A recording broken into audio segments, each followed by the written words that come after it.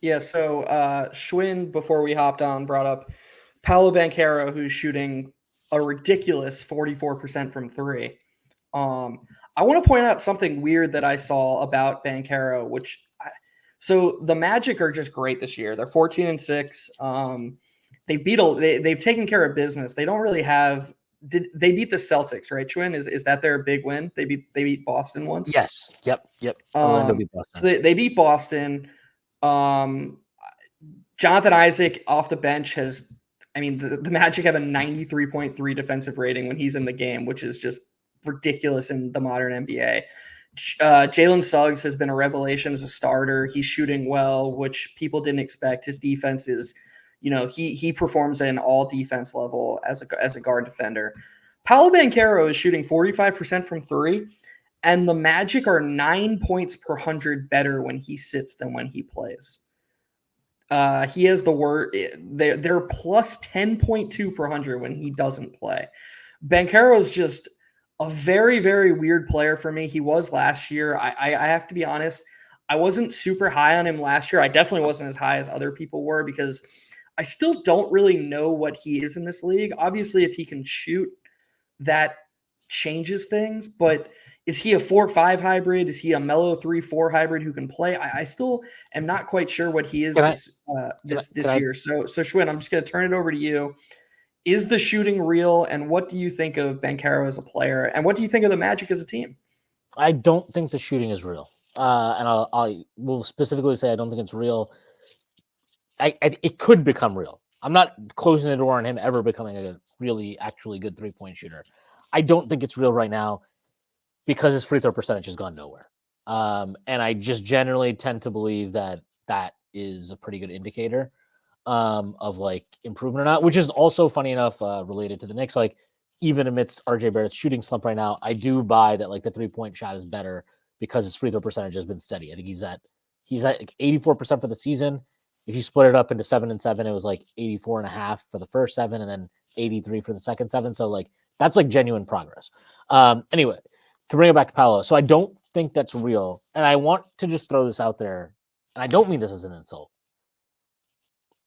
What if he's like, he could just be like Julius Randle? Like, this is my exact comp for Paolo. So yeah. Like he could just be Julius Randle, and if he's Julius Randle with more consistent processing and maybe better emotional control at times, like that's a fucking awesome player. Like we've seen the good version of Julius and actually he had a play a couple games ago. It was not when they played the Nets when they got destroyed. Who'd they play before that? Was it like the Wizards? They played the Wizards twice, right? Yeah, I think that's who it was. So I think it's the Wizards. But they had a play. There was a play towards the end of the first quarter where, like, I don't know, Wizards came down. They put Goga in a pick and roll, and he just didn't defend it. Like he didn't give a shit. Like he kind of like came out. He did like a very Julius Randle type of pick and roll defense, right? It's like just stands there.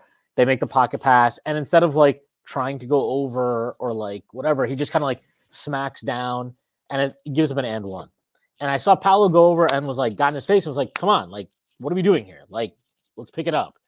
And I thought that was like really impressive because they have been a really good defensive team this year. But Paolo himself was not a guy who came in with a strong defensive reputation. If anything, he was considered a defensive liability. I personally, like, I thought he should go number one. Not that my opinions on the draft, especially nowadays, matters much. But like, I just thought the scoring potential that you saw from him at Duke was really, really impressive. And then I was just like, okay, like I get that he wasn't good at defense at Duke, but like he probably didn't give a shit. And he's big and he's athletic, and I feel like this is probably a good starting point. And I've been impressed with him from what I've seen from him in the NBA in that sense. Like, do I think he's a great defender? No. But I do think like some of the stuff we know with Julius, right, where it's like you just get these like 5-minute sequences where he's just like, I'm not just not going to try. I'm actually not going to do anything on defense. Like I haven't seen any of that from Paolo. I think being with a guy like Franz and just kind of like even a guy like Suggs is a really big tone setter.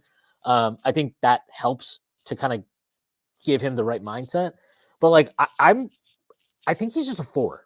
Like I don't think he's a 5. I don't think he's a 3. I think he's a 4 who at some point in his career will become good enough at shooting from 3 that it doesn't hurt your lineups, assuming your lineups have sufficient shooting around him and next to him, alongside him. And I do think, like, look, the 2-point percentage with him, you want to see it get higher, which is a little bit concerning. But, like, I just think the natural touch that he shows at times is really impressive around the rim. He just needs to get way more comfortable with, like, the in-between game, right? And taking pull-up jumpers and stuff like that. But, yeah, I mean, I'm in on Paolo, but I think the shooting is fake. I have the same take as Schwinn. Fuck. I honestly, most of it, we're lockstep. Like, on Nick's Film School podcast last year, called Banchero just right-handed Julius Randle, and took a lot of flack for that. But I do think that's his best comp, and I think that's his style of play as well. I do think the processing is better. I don't buy the shooting. I don't think the shooting's real. And for the same reason that Schwinn said, like, I look at free throw shooting, I think that means a lot. And the fact that his free throw shooting is actually down from last year, he's shooting 67% from the line versus 74% last year, while having this crazy, insane 45% 3-point shooting. Like, that just screams like, I'm not real. Don't believe me. Like, that's what that sounds like to me. So, I mean, but I do like his playmaking, and I think he can kind of get where he wants to go on the court. And he's 21 years old. I mean, he's 21. He's 6'10", like 240 or 250 or whatever it is. He's still going to add strength. He's going to get bigger and stronger. Like, I do think he's going to be probably a slightly improved version of Julius Randle, which is a really good player. Like, that's an amazing player. So I could, yeah. He's he's already got, like, somewhat similar type of passing splits to Julius. Like, he's at 6.9 assists per 100 possessions, which is a big leap from his rookie year. He's at 5.4 per 100 possessions, to 4.4 turnovers. So he's got that, like, he play makes, but you're like, could you turn it over just a little bit less? Like, yeah. He did. Yeah, he definitely made a big leap, especially in the assist percentage and just like his overall kind of responsibility in that offense, I think, as well. With Franz playing well, but kind of like not. I expected a little bit more from Franz coming into this year. It's only been 20 games. I think we'll see it moving forward. He's shooting like 33% from 3, low 40s from the mid range, and he's still doing a ton of other things on both sides of the court. As far as the Magic, are they real? I don't think they're real in so far as they're going to be a top 3 seed in the East. Like, I don't buy that. I don't think you can get that far just based and almost entirely on defense. Jalen Suggs is their best impact EPM player, and it it is entirely from his defensive impact. In terms of, his defensive impact is 3.8, which is absurd for a guard to have. That's unreal, completely unreal. And his offensive impact is still better than replacement level at a minus 0.3. So he's overall playing amazingly, shooting 37% from 3. I also don't really buy that right now because his shooting has never been that good before, and we're seeing it come back down to earth a little bit. So I just don't think this team has enough offensive firepower, but I think their defense is absolutely legitimate. Like, their guards are all insane defenders. Even Markelle Fultz has played really good defense at times. Jonathan Isaac, I think, is probably the most underrated defensive player in the NBA right now, just not really thought about given the amount of time that he's missed. But his versatility and impact on that end is completely absurd. He can switch, he can really play next to anyone. It's incredible. So I think their defense is 100% real. They're going to be a problem for anybody who has to play them in the playoffs. I don't think they're going to stay like a top 3-4 seed in the East, though. I'm going to bring it back to Banchero just for a second because I think it relates to what you just said about being a problem in the playoffs and projecting the team forward from a macro perspective. I think one difference between Banchero and Julius is that Banchero offers plus rim protection in a way that Julius has never and likely will never. I don't know if it's due to wingspan, due to effort, some combination. I have a feeling I know exactly what it is. I think it's the latter, buddy. We can't Okay. figure it out. Why can't yeah. you really? We're just trying to figure out who did the no.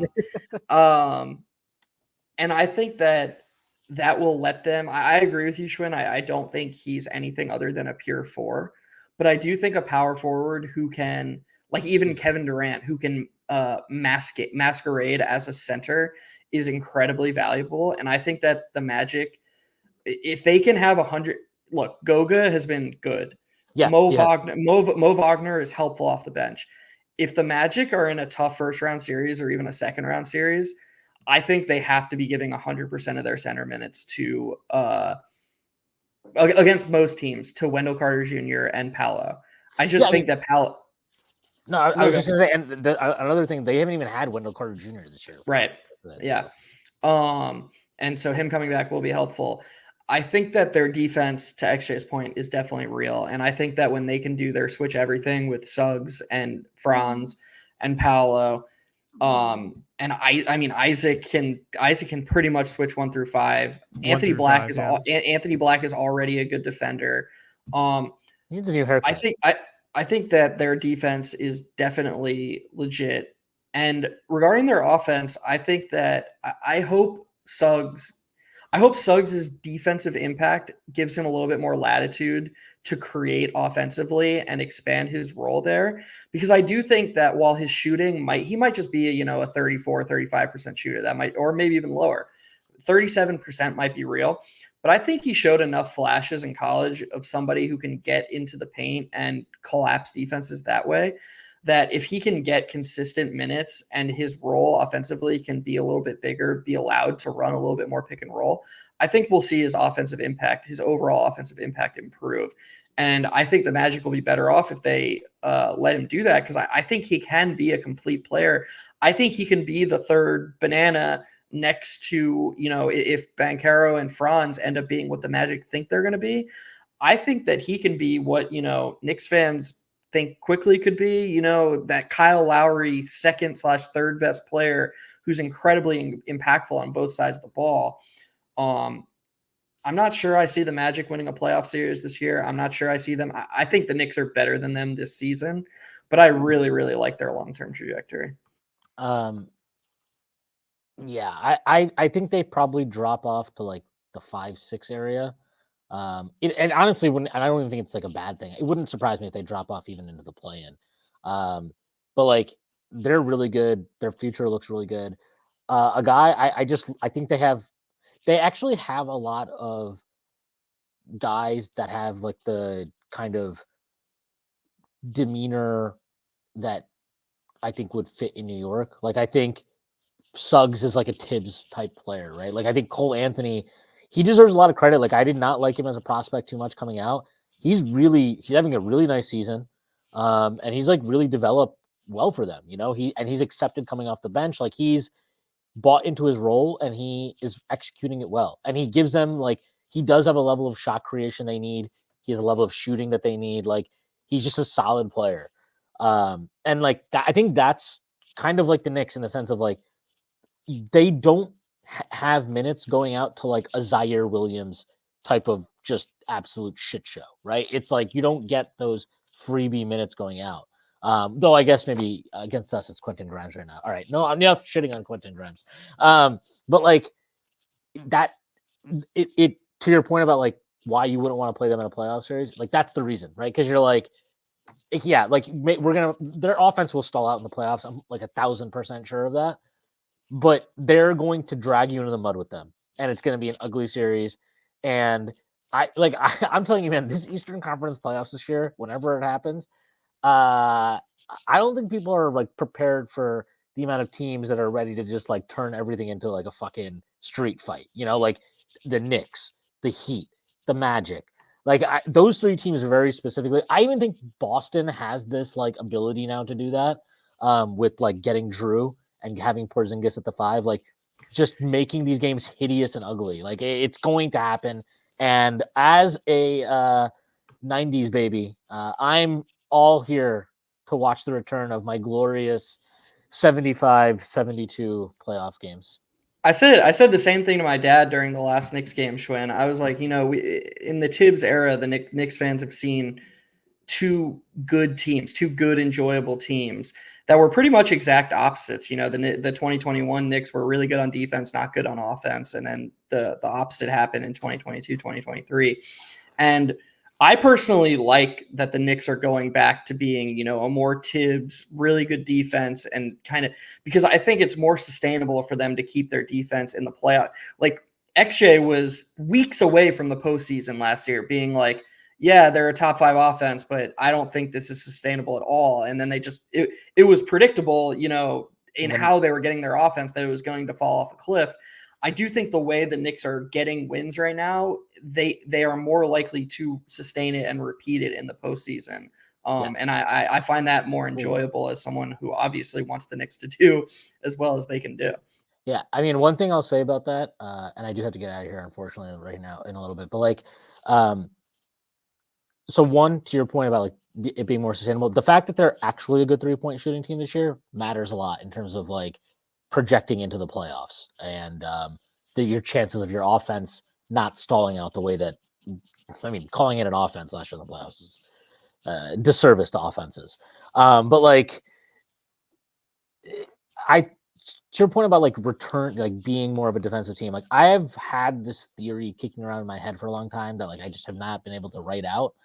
But I think teams across sports in general, but sticking to the NBA, teams have history and traditions and certain things work in certain cities, certain play styles work in certain cities, certain play styles work in certain organizations, franchises.